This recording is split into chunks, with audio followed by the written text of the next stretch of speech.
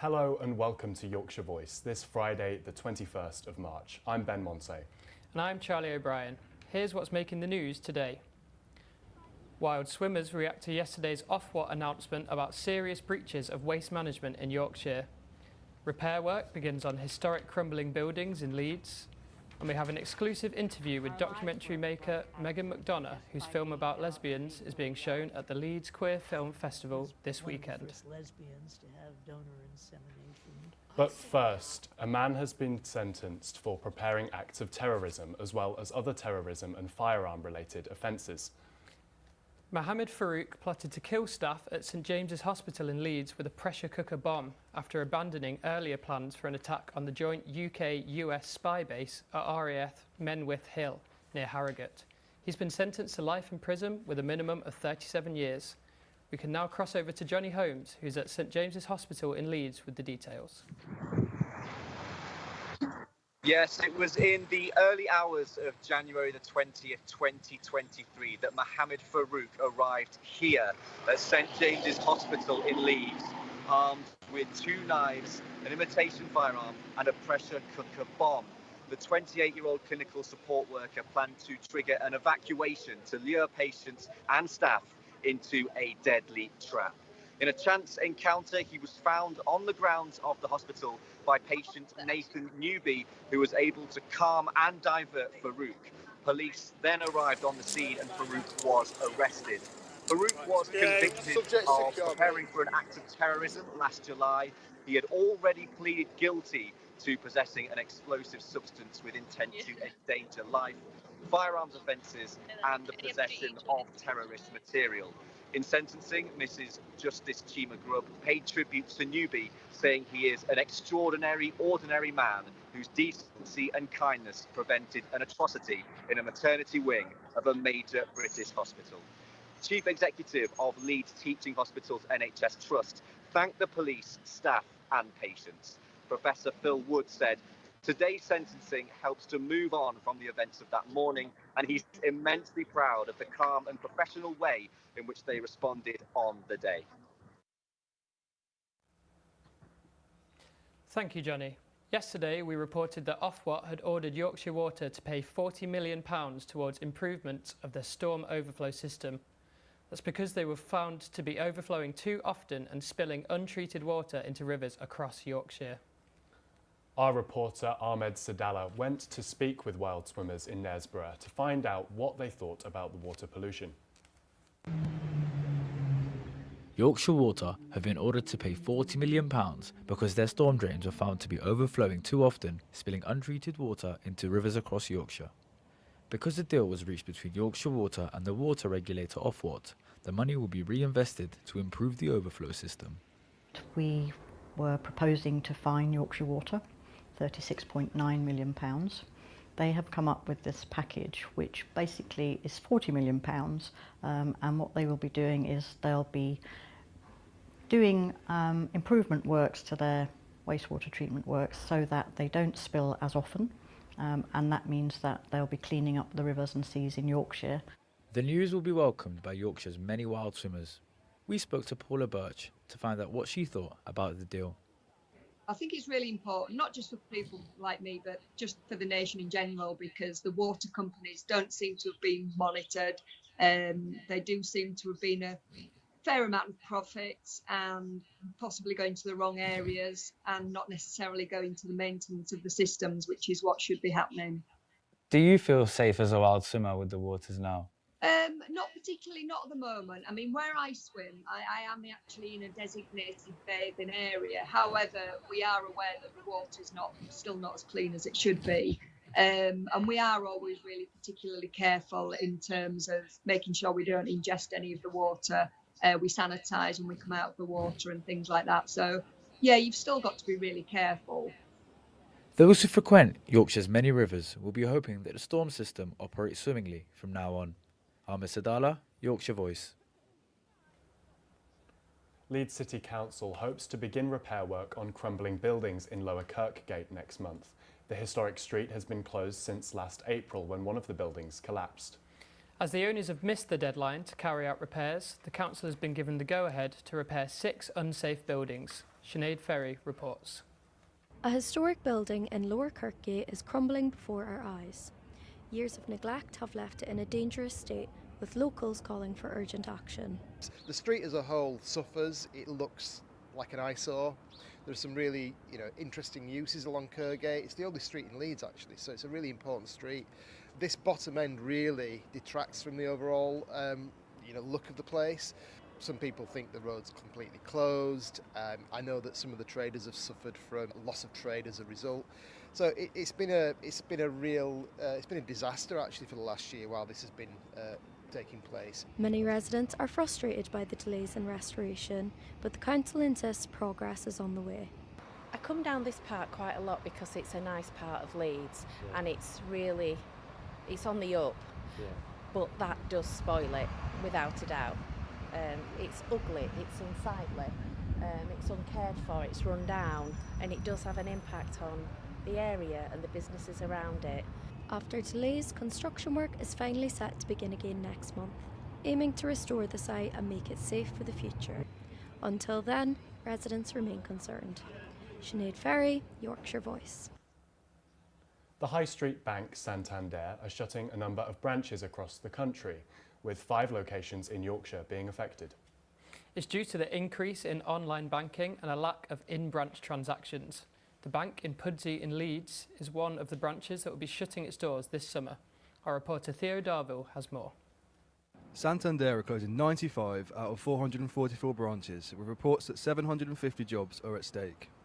The increase in closures links to the rise of online banking, with a reported 61% drop in in-branch transactions since 2019. The branch in Pudsey is one of the locations that will be shut this summer. I spoke to some of the residents and members of this bank to see how it will affect them. I'm just learning to do online banking, but I still use a lot of cash. This is why I need these places, I think it's disappointing. Well, it'll affect me a great deal because I'm not on the internet. I just don't do online banking or anything other than a couple of direct debits, and so it's be very inconvenient for argument's sake. I was also able to talk to Pudsey councillor Simon Seary to find out more about the increase in closures and the impact it will have on the area. So it's really disappointing that over the number of years we've lost quite a lot of banks, and with this being quite a large popular bank, it will have big effects within the community. But it's access to cash that will be a really key point, because as well as losing the banks, we've lost cash machines as well. So a banking hub is, you tend to have a bank comes in each different day to serve their customers in that community. So as well as the post office, you can book in on different days to see different banks, so you'll have every bank available in the town centre but on different days. This branch is just one of 5 closing in Yorkshire this year, causing inconvenience for residents who are either forced to travel further into places like Leeds or try and use the online services. Now, starting last Wednesday and going through until Sunday, the Leeds Queer Film Festival has been showcasing queer cinema annually in Leeds since 2005. Earlier today, our reporter Thea Robinson spoke with documentary maker Megan McDonough about her film Old Lesbians that covers 25 years of stories from lesbians across the USA. The film was shown last night as part of the festival. In a small community centre in Headingley, you can find the heart of the Leeds queer community. The Leeds Queer Film Festival has been going on for 20 years and hosts a number of films from many different genres from across the globe. How are we as queer people supposed to see the films that are about us if they're not accessible to us? And for me, it's bringing these films that absolutely deserve to be seen by wider audiences.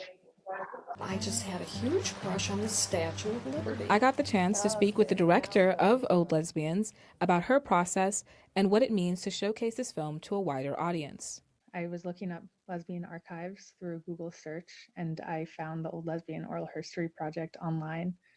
I reached out and I had a Zoom call with Arden and was just totally blown away by her mission and her dedication to this work, and just how much of a visionary she was. I think there's a huge difference when people are telling stories about their own communities, about their own lived experiences, or at least about the lived experiences of people who are close to them. I think a lot of the experiences that the women in the Old Lesbian Oral History Project talked about are really universal. And a lot of them are timeless. Having a crush and not really knowing if it was okay, not really knowing how to articulate it, and then sort of the gradual finding community and building confidence in your identity. It's still something that resonates today. The Leeds Queer Film Festival will go on till March 23rd.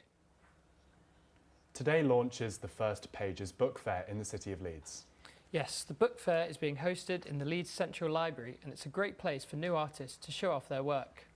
Our reporter Anna Barnes is there with the latest. Yes, thank you. Yes, thanks, Ben. Well, I'm having a lovely time here at the Pages Artist Book Fair today, and I've got Ellen joining me here. So thanks for joining me today, Ellen. You've got a really beautiful, intricate book here. Could you tell us what is your book about? So my book's all about my identity. I've made 12 different copies, 7 of which are hand sewn.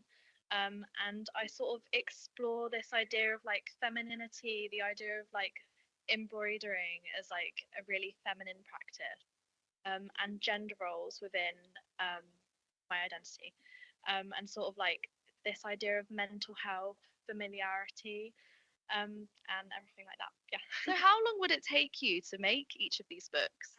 So the whole planning process probably took around 3 weeks to get everything down and like digitally sort of mapped. And then the actual sewing took me around 5 days. Yeah, it took a while. It's a really intricate process. And what's your favourite part about this process? I really enjoyed like sort of coming up with new ideas each time, because something that felt really important to me was having individuality.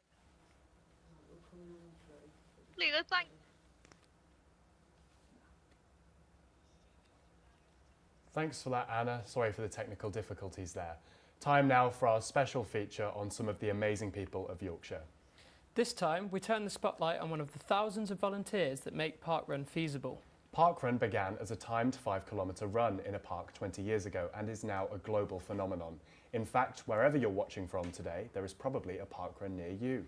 And as tomorrow is Parkrun Day, it's a good reminder for all of us to have a go. Adonis Storr spoke to the event director at the Parkrun in Bramley in Leeds. I'm more than happy with being a run director. For me, it's about putting on the event every week, making sure, we've been doing it for 9 years, but it's a great community event. Regularly about 160 people come to Bramley every week, regularly about 25-30 volunteers as well. And volunteers are what make Bramley Park run. We have totally anybody, retired people, people that are pregnant, everybody comes. Some run it, some walk it, some do a bit of mixture. Yeah, you're going to get your fast runners who can do it in 20 minutes. I won't ever do it in 20 minutes. It's come along. You don't have to run it, you can walk it, you can volunteer. Just come, sit and chat to people. If you're feeling a bit nervous, look for somebody in a high vis. It's raspberry, but people call it pink. Just come along, chat to some of the volunteers. As I say, we've got some lovely marshals at Bramley. And just come along. Sticking with the sports, this Saturday is non-league day, a day during the international break where fans of the top teams are urged to support their local non-league sides. That's right. We spoke to the founder of Non-League Day about how the idea became a reality. They're actually having to raise money to buy new floodlight bulbs, which I thought would have been a fairly routine cost for a club of their size. So I was a bit shocked by that. And I looked around and there was other clubs in a similar position. It wasn't that long after the financial crash. So that's, the cause of the struggles in many ways. So I've just felt motivated to do something to sort of raise the profile of Harrow specifically and non-league clubs more generally. So I just looked ahead and saw there was an international break coming up. And I thought, well, this is a great opportunity. All the big clubs are off, all their fans are free.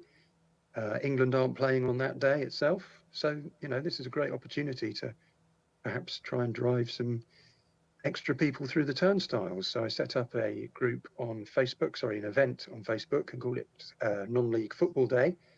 Sent it to a few friends and didn't really think much of it, but it went viral. And 6 weeks later, I had a national event on my hands.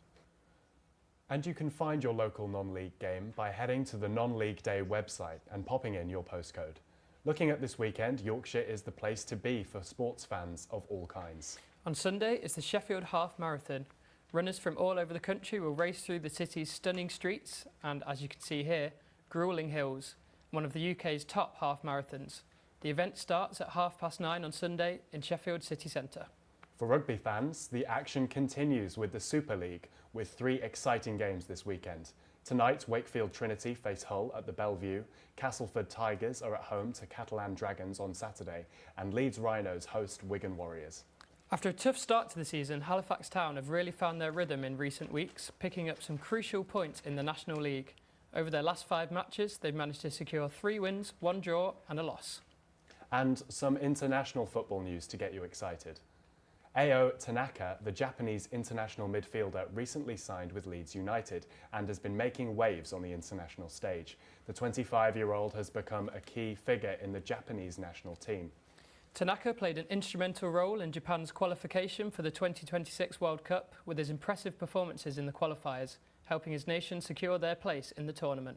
From the streets of Sheffield to the rugby pitches, this weekend in Yorkshire promises non-stop action. Now over to Raj to find out what's in store for the weekend's weather.